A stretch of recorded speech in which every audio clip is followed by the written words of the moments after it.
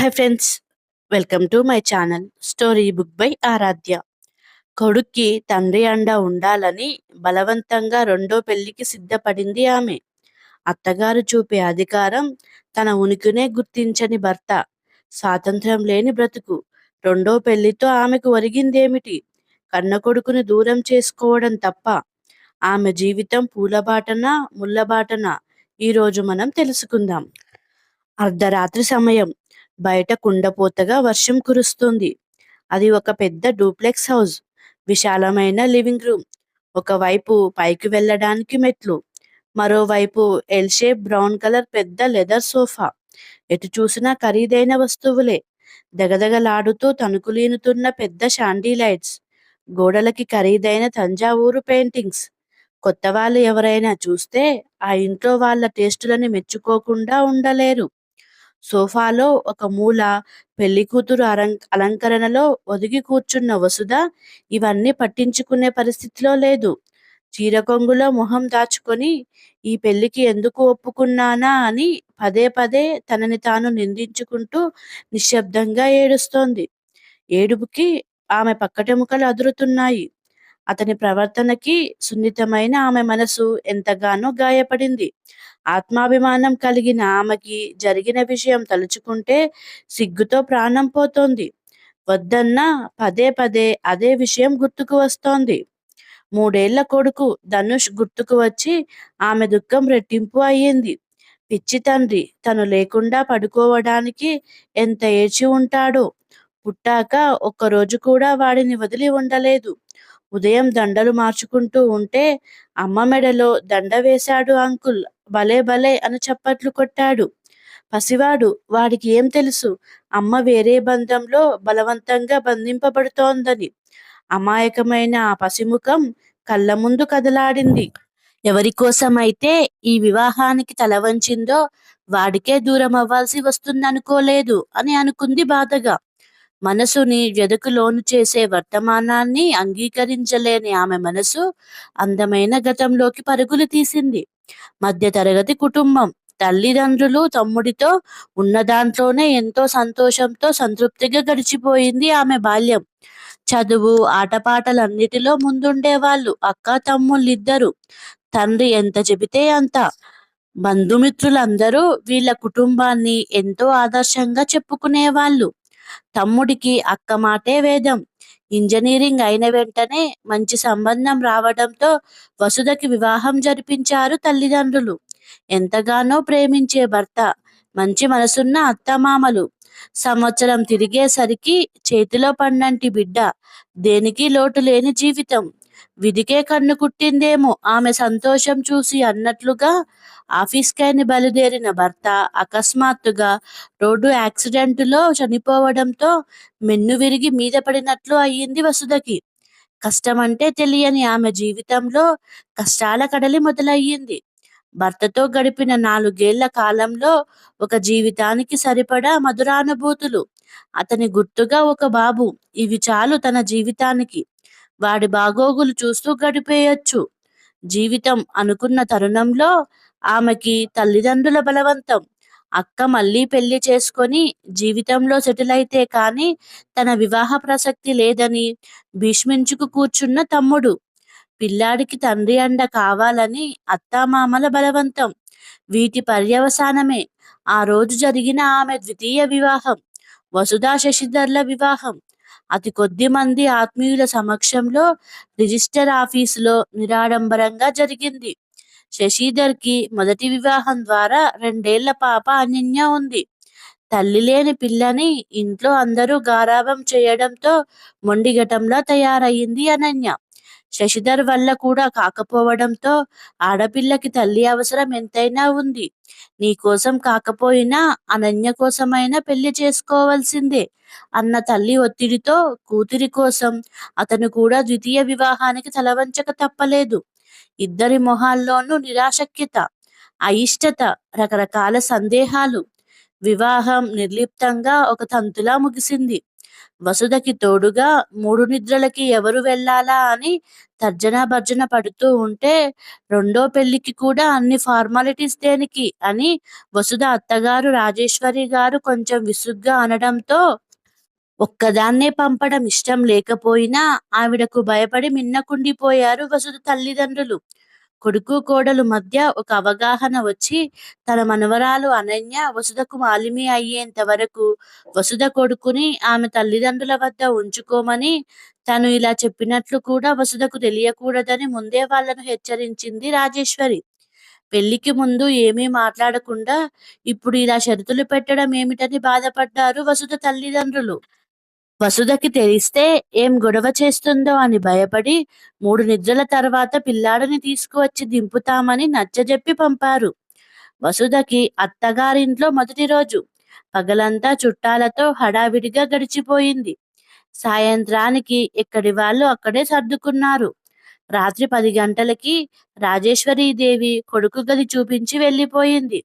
అంతకు మించి ఆవిడ నుంచి స్నేహపూరితమైన చిన్న నవ్వు కూడా చూడలేదు వసుధ. పరిచయమైనప్పటి నుండి డాబు, దర్పం అడుగడుగునా కనబడుతున్నాయి ఆవిడలో. మనసులో ఎంతో బాధ, దుఃఖం. మనసు వెళ్ళనని మొరాయిస్తున్నా తప్పదని భయంగా అడుగుపెట్టింది ఆ గదిలోకి. మందస్వరంలో మ్యూజిక్ నడుస్తోంది. చుట్టూ పరికించింది వసుధ. లోపల ఎవరూ లేరు. బ్రతుకు జీవుడా అని గాలి పీల్చుకుంది. ఎంతో రిలాక్సింగ్ గా అనిపించింది ఆమెకు ఆ క్షణంలో.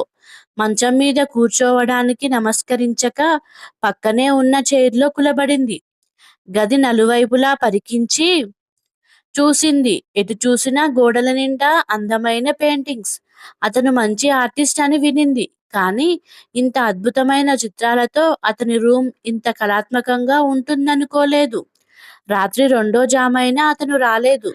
4 రోజులుగా అలసిపోయిన వసుధకి ఎప్పుడు నిద్ర పట్టిందో తెలియలేదు.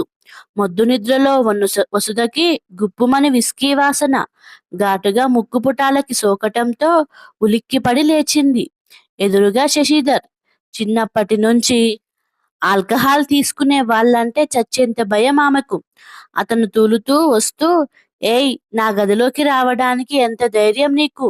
బయటకు వెళ్ళు, మళ్ళీ ఇటుకేసి ఎప్పుడూ రాకు అని అరవడంతో ఎవరైనా వింటున్నారేమోనని సిగ్గుతో అవమాన భారంతో మొహం ఎర్రబడగా ఒక్క ఉదుటున బయటకు పరిగెత్తింది. అతని ప్రవర్తనకి హతాశురాలయ్యింది వసుధ. సోఫాలో కూర్చొని వెక్కి వెక్కి ఏడవసాగింది వసుధ.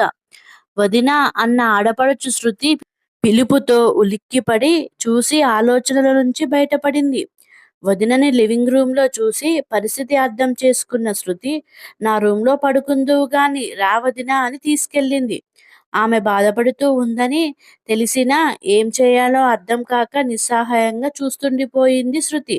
ఆమెకి కొంచెం సమయం ఇచ్చి అన్న గురించి అంతా వివరించి చెప్పాలనుకుంది. తనను అబాసుపాలు కాకుండా కాపాడినందుకు మనసులోనే ఆమెకు కృతజ్ఞత తెలుపుకుంది వసుధ. పడుకుందే గాని నిద్రాదేవత ఆమె దరిదాపుల్లోకి కూడా రాలేదు. తెల్లవారుజామున మాగన్నుగా కొంచెం నిద్ర పట్టిన వసుధకి ఉదయం 8 గంటలకి మెలకువ వచ్చింది. లేటుగా లేచినందుకు ఎవరేమనుకుంటారో అనే భయంతో త్వరగా తయారయ్యి మొహమాటంగా కిచెన్ వైపు వెళ్ళింది.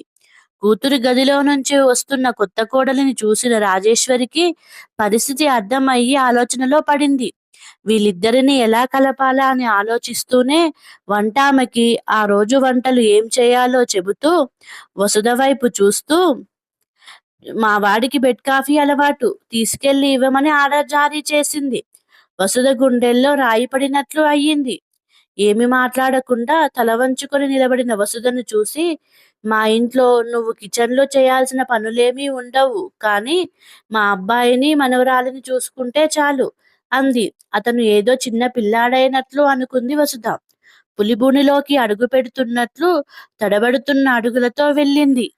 అతను ఫోన్లో ఏదో చూసుకుంటున్నాడు, బెడ్ మీద అటువైపు తిరిగి పడుకొని. ఎంత శబ్దం చేయకుండా ఉందామన్నా ఆమె గాజుల సవ్వడికి అతను లేచి అసహనంతో, నువ్వెందుకు తెచ్చావు అని. అమ్మా, ఇంట్లో నౌకర్లు అంతా ఎక్కడ చచ్చారు అంటూనే యాదగిరి అని అరిచాడు. వసుధ భయపడిపోయింది. యాదగిరి పరిగెత్తుకుంటూ వచ్చాడు. రోజూ కాఫీ తెచ్చి ఇచ్చేవాడివి. ఏమొచ్చింది ఇవాళ నీకు అని గదమాయించేసరికి, అయ్యా పెద్దమ్మగారు అంటూ నీళ్లు నములుతూ నిలబడ్డాడు. రేపటి నుండి నువ్వే తీసుకురా. పో ఇంకా ఇక్కడే నిలబడ్డావే అన్నాడు విసుగ్గా. అది తనని ఉద్దేశించి అన్నట్లుగానే అనిపించి వడివడిగా బయటకు నడిచింది వసుధ. ఒక్కో రోజు ఒక్కో యుగంలో గడుస్తుంది ఆమెకు. ఆ ఇంట్లో అన్ని పనులకి పనివాళ్ళు ఉండటంతో ఏం చేయాలో తోచేది కాదు. శృతి ఒక్కతే ఆ ఇంట్లో వసుధని అర్థం చేసుకున్నది. త్వరలోనే ఇద్దరూ మంచి స్నేహితులయ్యారు. అనన్య గురించి అడిగింది వసుధ శృతిని. అనన్య అంటే ఇంట్లో అందరికీ చాలా ఇష్టమని, తను కాలేజీ నుండి వచ్చాక మిగిలిన సమయమంతా తనతోనే గడుపుతానని చెప్పింది. పెద్దన్నకి ఇద్దరు, రెండో అన్నకి ఇద్దరు మగపిల్లలు. ఇంట్లో అనన్య ఒక్కతే ఆడపిల్ల కావటంతో తల్లి ఆలనా పాలన లేదని ఇంట్లో అందరూ ముద్దు చేయడంతో, ఎవరి మాట వినకపోవడంతో పెళ్లిలో ఏం పేచీలు పెడుతుందో అని భయమేసి వాళ్ళ అమ్మమ్మ దగ్గరికి పంపామని చెప్పింది వసుధకి. అనన్య వాళ్ళ అమ్మమ్మ ఇంటి నుండి రావడంతో సహజంగానే స్నేహశీలి అయిన వసుధకి శృతి సహాయంతో అనన్యకి చేరువ కావడానికి ఎక్కువ సమయం పట్టలేదు. ఆయాని మాన్పించేసి అనన్య పనులన్నీ తనే చూసుకునేది వసుధ. ఆ చిన్నారి చేత అమ్మ అని పిలిపించుకునేది. నీకు ఒక అన్న ఉన్నాడని ఎప్పుడు కొడుకు ధనుష్ గురించి చెప్తూ బాధపడే వసుధని తన బుల్లి చేతులతో ఆమె కన్నీళ్లు తుడుస్తూ ఏడవమాకు అని ఆ చిన్నారి ముద్దు మాటలకి చేష్టలకి తాత్కాలికంగానే అయినా ధనుష్ని మైమరిచేది. రోజూ రాత్రిపూట శశిధర్ వచ్చేంత వరకు ఎదురు చూడటం, అన్నీ వేడి చేసి అతనికి భోజనం పెట్టడం, ఒక్కోసారి అతను తినే పరిస్థితుల్లో లేకపోతే డ్రైవర్ సాయంతో అతన్ని రూమ్ వరకు తీసుకువెళ్లి షూ తీసి పడుకోబెట్టడం, ఇవన్నీ నిత్యకృత్యాలు వసుధకి. క్రమేపీ అతను అంటే భయం కూడా తగ్గసాగింది. కొడుకు ధనుష్ని తీసుకురావడానికి పుట్టింటికి వెళతానన్న వసుధకి, ముందు నీకు కొత్తగా వచ్చిన బాధ్యతలు సక్రమంగా నిర్వర్తించు, కొడుకును తెచ్చే విషయం తర్వాత ఆలోచిద్దువు గాని అని కరాఖండిగా అన్న అత్తగారి మాటలకి హతాశురాలయ్యింది. పంటి బిగువన దుఃఖాన్ని అదిమి పెట్టుకొని రూంలోకి వెళ్ళి దిండులో మొహం పెట్టి బోరున ఏడుస్తూ, కన్న కొడుకుని చూడటానికి కూడా స్వాతంత్రం లేని బ్రతుకు, తన అస్తిత్వాన్ని గమనించని భర్త, తను ఇక్కడ ఎవరి కోసం ఉంటుందో తెలియని జీవితం, కన్న కొడుకుని దూరం చేసుకోవడం తప్పించి ఈ పెళ్లి వల్ల తను సాధించింది ఏమీ లేదు అని బాధపడుతున్న వసుధని ఆ స్థితిలో చూసిన శృతికి చాలా బాధనిపించింది. ఆమె పసిపిల్లలా అనిపించి అనునయంతో ఆమె తలపై చేయి వేసి రాస్తూ, వదినా, అన్నతో మాట్లాడి ధనుష్ని తీసుకువచ్చే పూచీ నాది, సరేనా, నువ్వు బాధపడొద్దు అన్న శృతి మాటలకి ఉక్రోషంతో తల పైకెత్తి, మీ అన్నయ్యకి ఏమి ఇంట్రెస్ట్ ఉంటుంది ధనుష్ని తీసుకురావడానికి? అతని లోకంలో అతను ఉంటాడు. ఎప్పుడూ నా గురించే పట్టించుకోని వాడు ధనుష్ గురించి ఎందుకు ఆలోచిస్తాడు? ఈ ప్రపంచంలో అందరూ స్వార్థపరులే. అనన్యని బాగా చూసుకుంటే చాలు అతనికి, ఇంకేం అవసరం లేదు అంటూ వెక్కి వెక్కి ఏడ్చింది వసుధ. వదినా, చిన్నన్న నువ్వు అనుకున్నంత చెడ్డవాడు కాదు. ముందు నీకు వాడి గురించి చెప్పాలి. తను స్వతహాగా చాలా మంచివాడు. ఏ విధమైన దురలవాట్లు లేవు. వదిన చేసిన మోసం తట్టుకోలేక తాగుడికి బానిస అయ్యాడు కానీ అంటూ వాళ్ళ అన్న గతం గురించి చెప్పసాగింది. మాది పెద్ద టెక్స్టైల్ బిజినెస్. నాన్న శివరాం గారు అహర్నిశలు కష్టపడి విదేశాలకు సైతం ఎక్స్పోర్టింగ్ చేసే స్థాయికి బిజినెస్ ని తీసుకువెళ్లారు. నాన్నగారు పెట్టుబడికి అమ్మ పుట్టింటి వాళ్ళ సహాయం తీసుకున్నారనే నెపంతో ఈ రోజుకి ఇదంతా మా వాళ్ళ దయ అంటూ నాన్నగారిని సాధిస్తూ అన్ని విషయాల్లో తన మాటే నెగ్గించుకుంటుంది మా అమ్మ. పెద్దన్నలిద్దరూ చదువులో అంతంత మాత్రంగానే ఉండటంతో నాన్నగారి బిజినెస్ లో జాయిన్ అయిపోయారు. నాన్నగారి ఆశలన్నీ చిన్నన్న మీదే. చిన్నన్న శశి చాలా తెలివైనవాడు కానీ బిజినెస్ అంటే ఇష్టం లేదు. ఫోటోగ్రఫీ అంటే ప్రాణం. అందులోనే తన కెరీర్ అనుకునేవాడు. చదువులో బాగా చురుకుగా ఉండటంతో నాన్నగారు హార్వర్డ్ లో ఎంబీఏ చేయడానికి పంపించాడు, బిజినెస్ లో ఉపయోగపడతాడని. ఎంబీఏ అయిన తర్వాత డిజిటల్ వైపు మొగ్గు చూపడంతో నాన్నగారికి అన్నకి ఇంట్లో తరచూ వాగ్వాదాలు అవుతూ ఉండేవి. ఫ్రెండ్ చెల్లెల్ని ఇష్టపడ్డానని, ఆమెను తప్ప ఎవరినీ పెళ్లి చేసుకోను అని చెప్పడంతో ఇంట్లో ఎవరికీ ఇష్టం లేకపోయినా వివాహం జరిపించారు. వదిన చాలా అందంగా ఉండేది. ఇద్దరూ మేడ్ ఫర్ ఈచ్ అదర్ అన్నట్టు ఎంతో అన్యోన్యంగా ఉండేవారు. అనన్య పుట్టిన తర్వాత వదినకి టీవీ సీరియల్స్‌లో యాక్ట్ చేసే అవకాశం వచ్చింది. అన్నకి ఇష్టం లేకపోయినా ఒక్క సీరియల్ అని ప్రాధేయపడడంతో ఒప్పుకోక తప్పలేదు. సరదాకి ఒక సీరియల్‌లో యాక్ట్ చేస్తానని వెళ్లి ప్రారంభించి వరుసగా అవకాశాలు రావడంతో పసిపిల్ల అని కూడా చూడకుండా అనన్యని ఆయాలకు వదిలేసి వెళ్ళిపోయేది. ఔట్‌డోర్ షూటింగ్ అంటూ రోజుల తరబడి ఇల్లు పట్టకుండా తిరగడంతో ఇద్దరి మధ్య గొడవలు మొదలయ్యాయి. చిలికి చిలికి గాలివాన అయినట్లు డైవర్స్ వరకు వెళ్ళింది విషయం. అనన్యను తీసుకువెళ్తే తన కెరీర్‌కి అడ్డు అనుకుందో ఏమో! ఓ రోజు చెప్పా పెట్టకుండా వెళ్ళిపోయింది. ఆమె మీద కోపంతో, కసితో ఆమెను మరచిపోలేక ఆడవాళ్ళంటేనే అసహ్యంతో మద్యమత్తులో ఆరోగ్యం చెడగొట్టుకుంటూ తిరుగుతున్నాడు అన్నయ్య. నాన్నగారు ఊర్లో ఉంటే కొంచెం తగ్గుతాడు. లేకపోతే షరా మామూలే. అనన్య కోసమే బ్రతుకుతున్నట్లు ఉంటాడు. వేరే ప్రపంచంలో లేకుండా. తన కోసమే పెళ్లికి కూడా ఒప్పుకున్నాడు. కొంచెం ఓపిక పట్టు వదినా, అన్నయ్య తప్పకుండా మారతాడు అంటూ ఓదార్చింది. శృతి మాటలు ఆశాజనకంగా అనిపించి వసుధ మనసు కొంచెం తేలికపడింది.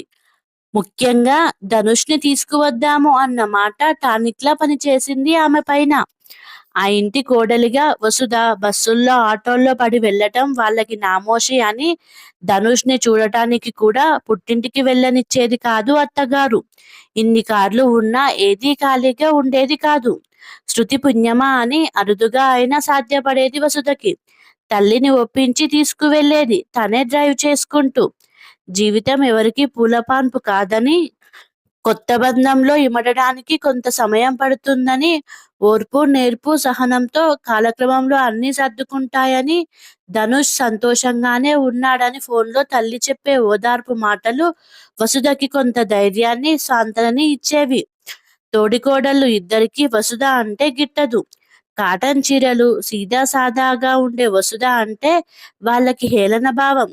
కేవలం అనన్యను చూసుకోవడానికి వచ్చిన ఆయాగా మాత్రమే పరిగణించేవారు ఆమెని. ఇంటికి వచ్చే ట్యూషన్ మాస్టర్ లీవ్ పెట్టడంతో వసుధ తోటికోడళ్ళ పిల్లలకి హోంవర్క్‌లో హెల్ప్ చేయడంతో పిల్లలందరూ ఆమెకు చేరువయ్యారు. స్ట్రిక్ట్‌గా ఉండే ట్యూషన్ మాస్టారు కన్నా వసుధ దగ్గరే చదువుకుంటామని పేచీ పెట్టేవారు. వసుధ కూడా తనకి ట్యూషన్ చెప్పడం అలవాటేనని అందరినీ కూర్చోబెట్టి చక్కగా చదివించి స్టోరీలు కూడా చెప్పి పిల్లలందరికీ ఫేవరెట్ అయ్యింది. వసుధ చదివించడం ప్రారంభించాక పిల్లలకి మంచి మార్క్స్ రావడంతో బావగార్లు, తోడికోడళ్ళ దృష్టిలో పడింది వసుధ. ఆమెలో ఉన్న సునిశిత దృష్టి, అన్నిటిలో మంచి అవగాహన, స్నేహపూరితమైన స్వభావం అందరినీ ఆకట్టుకున్నాయి. మెల్లిగా అందరూ ఆమెను అభిమానించసాగారు.